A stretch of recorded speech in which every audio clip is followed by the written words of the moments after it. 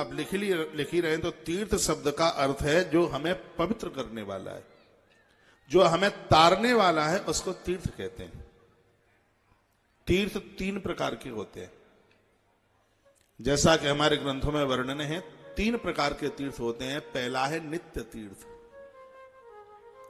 दूसरा है भगवदीय तीर्थ, और तीसरा है संत तीर्थ। ये 3 है।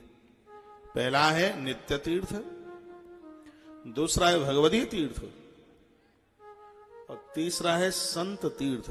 ये 3 प्रकार के तीर्थ हैं। नित्य तीर्थ क्या है? जैसे वृंदावन, मथुरा, काशी।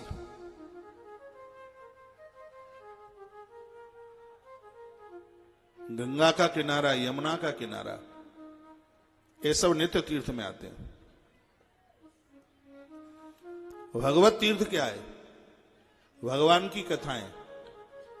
जहां भगवान की कथा होती है वहां संपूर्ण तीर्थ स्वतः ही चल करके आ जाते हैं। इस समय आप दिल्ली करतार नगर में नहीं है। सच मानिए, भगवान महादेव की जो प्राकट्योस्थली रही हो, जहां 12 ज्योतिर्लिंग प्रकट हुए हैं, उससे महिमा इस समय इस क्षेत्र की कम नहीं है। हाँ, इसलिए तो मैं कितनी बार कहता हूं कि जूतियां और चप्पल पहन के कथा ना सुना करो, क्योंकि मंदिर में जूते चप्पल पहन के नहीं जाते।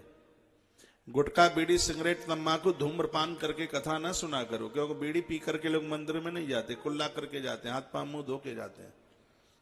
ग्रंथ में परिसर को, कथा परिसर को तीर्थ कहा।